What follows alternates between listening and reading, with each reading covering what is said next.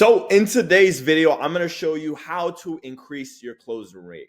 Now, if you cannot watch this entire video all the way until the very end, then I know exactly who you are and that you're not really that serious about your success. So if you are serious about your success, if you can't watch a whole 14-minute video or 17-minute video, then how do you expect to go ahead and become successful and close more deals and close millions of dollars of deals, right? Doesn't make sense. So let's get right into the video. The first thing that you need to understand is that you honestly have been lied to.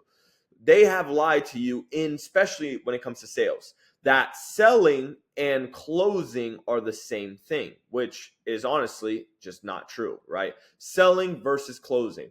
For some reason, the industry has told you, oh yeah, selling and closing are the same thing, yada, yada, yada, which is not true at all, right? So with that being said, selling is just building value on the product, right? So whatever you're selling doesn't matter if it's a coaching program, if it's landscape, like whatever you're selling or whatever service you're selling or product you're selling, all selling is building value.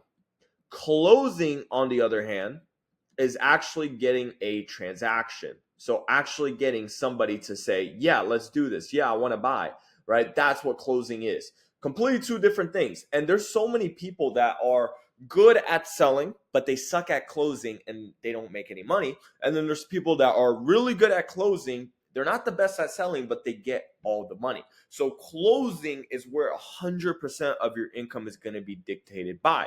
So that's what you need to first understand, is that closing and selling is not the same thing. The same thing that you're trying to do. And here's another thing. If you, for example, are a closer, if you're in the middle of closing a deal and you are in the close and now you're trying to go back to selling, and this is what I see amateurs do at all times. I do not know why they do this, right? But you're in the middle of the close, you're asking for the order, you already showed price, everything, right? And for some reason, the amateurs, what do they do? Oh, let me go back to selling the product again.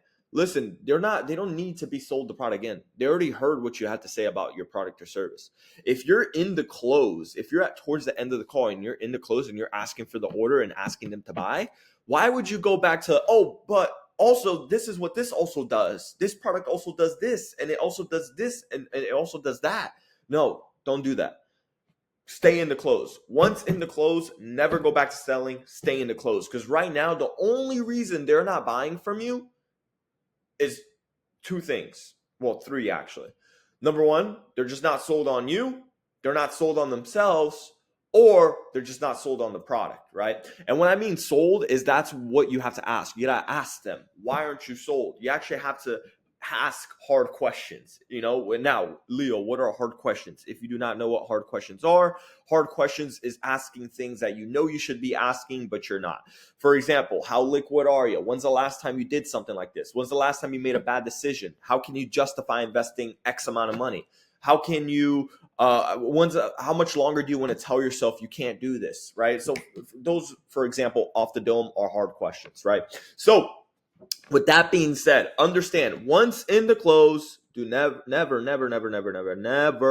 go back to selling. Please do not go back to selling, okay? That's literally what separates the amateurs from the professionals, right? And if you want to make 100% of your commission, if you always want to be making money, guess what? You're going to have to get good at closing, because closing by itself is a skill set. It's a skill set. You have to get good. Just like how you get good at selling, just selling by itself, closing is by itself a skill set. There's so many, like I said, so many people are good at selling, but they suck at closing. Man, I got allergies today. Okay, so with that being said, this brings to my second point. Okay, Leo, but I understand that closing and selling are now not the same thing, but how do I increase my close rate? Well, second point, you need to be practicing.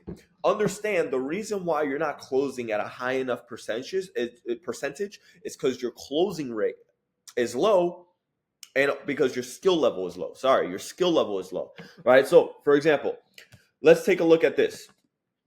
If your skill level is at a 1 out of 10 right now, and you're expecting to increase your closing rate, how do you expect to increase your closing rate if your skill level is a 1 out of 10? Doesn't make sense. So what you need to do is you need to start practicing more. You need to go ahead and actually start drilling.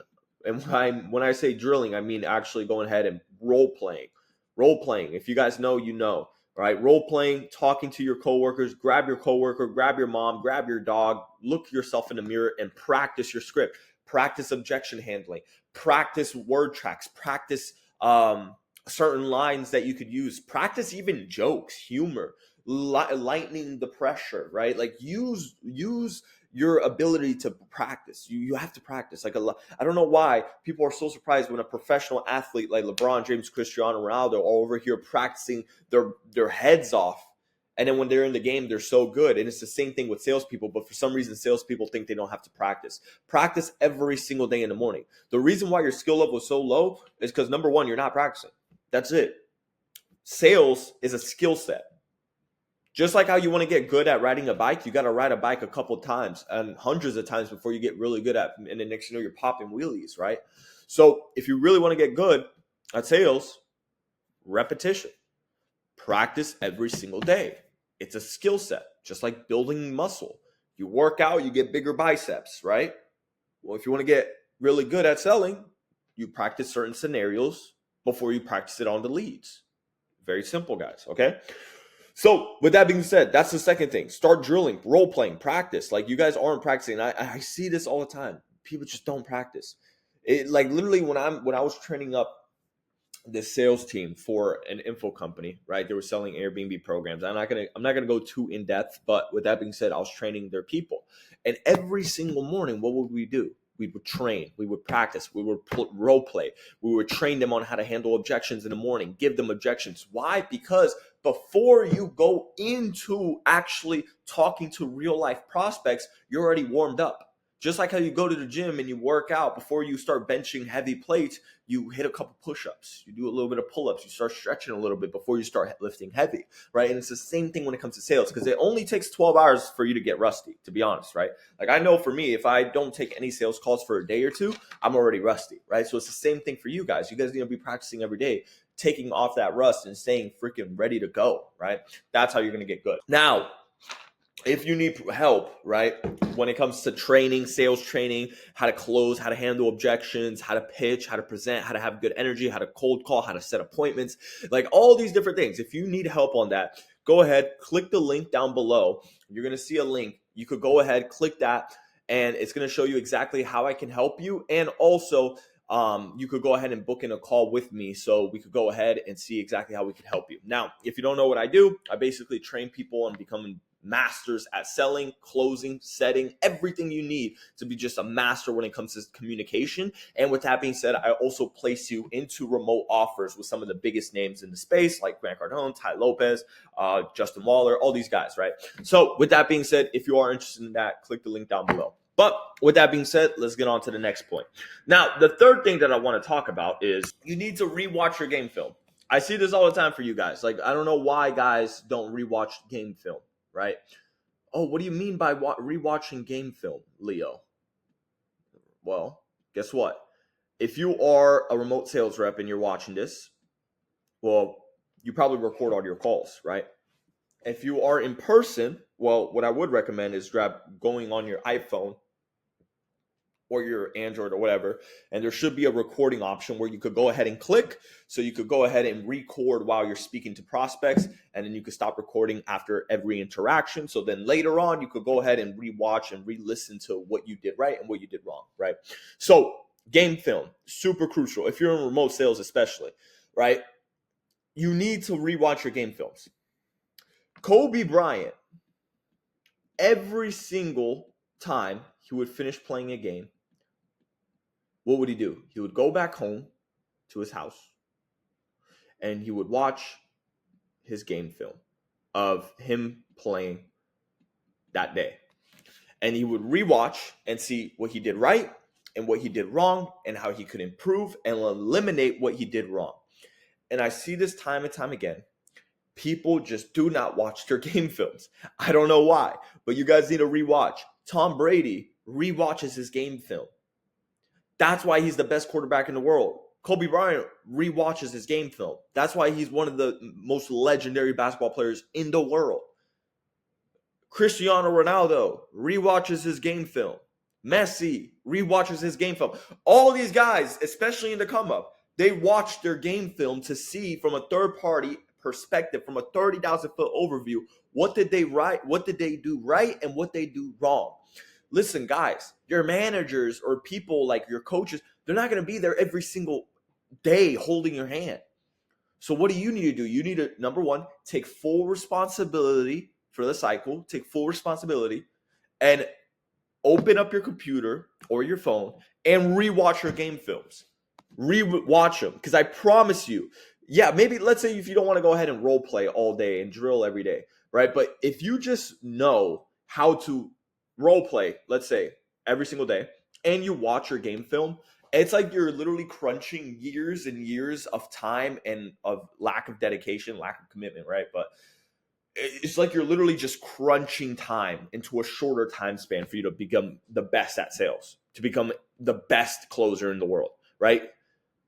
This is what you're doing. You're literally just committing all the way. You're rewatching game films, you're role playing. And with that being said, you're crunching down the time block, right? I literally, if you do this just for 6 months, by the way, like if you could just do this for 6 freaking months, I promise you, your closing rate is going to increase tremendously. And on top of that, you're going to become a savage. You're going to be able to handle any objection that comes your way, right?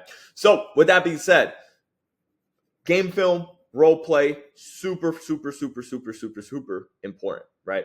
Now, with that being said, let's get into the fourth point on how to increase your closing rate. Now, I see a lot of guys, especially amateurs, right? They get into sales and they're like, oh my gosh, what lines do I use to close deals? What are some word tracks to use? How do I handle this objection? Amateurs, right? Don't worry about the lines. Don't worry about the word tracks. Don't worry about the objection. That's easy. You're going to learn that with time in the game. But what you really need to be focused on is gathering intel. You need to be focused on actually getting information on the prospect or your client or whatever, right? Or some people call this fact finding also. I just call it gathering intel. Finding. Right, fact finding, whatever. Right, but with that being said, gathering intel, fact finding, these are the most important. This is like the most important part. Gathering intelligence and fact finding are like brother and sister, right? It's like brother and sister. If you can't gather intel, you're not going to be able to close. Like that's just the fact, right? Gathering intel and closing are literally brother and sister. If you cannot do it, man, you're not going to be able to close. I'm sorry to say, right? So you have to get really good at gathering intelligence. Now, what does gathering intelligence mean? It means asking questions and finding out why this person needs the product or service. You're trying to find out how you can solve this person's problem, right? Because there's only two reasons people buy. Right? There's only two. Number one, they really just love the product, right? They just love it for some whatever reason, right? Which is honestly like 5% of the time. The other 95% of the time is because they're trying to solve a problem. Very simple, right? They're just trying to solve a problem. So what is your job as the closer to do, or salesperson, or whatever you want to call it? Find the problem, find their pain point and why they haven't been able to solve the problem yet. I don't know why I'm writing to the side like this. Like I'm trying to, yeah. Anyway, like you got to find their pain point, right? So with that being said, and then what do you also have to do? You have to magnify their pain point. Because if you don't magnify their pain point, guess what's going to happen? They don't think they have a problem. They don't think they have any pain. And what does that mean? They don't need your product or your service, right? So this is one of my favorite sayings, right, guys? And I want to share this with you. There's two types of salespeople, but let's just break this down very simply. You have a drug dealer and you have a doctor, right? A doctor and a drug dealer both sell, oh shoot, I said a B. They both sell drugs, right? So why is the drug dealer looked down upon And why is the doctor looked up upon? Well, it's because the drug dealer just wants you to buy the freaking drugs, right? And what does the doctor do differently? He doesn't care about you. I mean, of course, he wants to sell you the drugs, but what does he start doing? He asks you questions. He finds the pain points, he presses on the pain, he magnifies the pain, and then he offers you the drugs, right? So, with that being said, what do you need to do? You need to be a doctor. You need to sit down, grab a pen and paper, ask questions. And remember, the quality of your questions will dictate the quality of your answers. So if you ask really good questions, guess what? You're going to get really good pain. And what do you do with the pain? Well, you use that pain to go ahead, like kind of like a gun actually, but you use the pain against them towards the close. For example, let's say somebody's pain is their family they immigrated from, I don't know, a third world country to America, to the States, and the person wants to be able to take care of the family. Now, let's say now they're in the close and they're like, oh my gosh, I don't want to do it. $5,000 is a lot of money. Well, yeah, let me ask you this. How much money do you think your parents spent coming to the States? How much blood, how much sacrifice, how many tears did they sacrifice to get to the States? And you're worried about $5,000. Crazy, right? Let me ask you this. Do you think your parents' sacrifice to come from that third world country of Uganda down here to the States, do you think that sacrifice was worth more than $5,000? Yeah, it was worth more. Exactly, man. Are you satisfied with where you're at in life? No. Okay, good, man. So do you want to do more or do you want to do less? Because in life, you can never stay the same. Oh, I want to do more. Okay, good. Visa, MasterCard, American Express. Boom. Now you use the same pain and you tie it back to the close. So gathering intel, I'm going to just say GI. Gathering intel in the close. You get the pain and you tie it to the close. Super simple. You just tie it. You always tie it to the close. If you do not have gathering intel, yeah, maybe you'll get lucky here and there. But like you said, you want to increase your closing rate. You don't want to operate on luck. So you got to get really good at gathering intel so then you can get really good at closing. So with that being said, hope you guys enjoyed the video. I have all my links down below. If you want to work one-on-one with me, go ahead, click the link down below. And with that being said, hope you guys enjoyed the video, and I'll see you guys on the other side. Let's roll.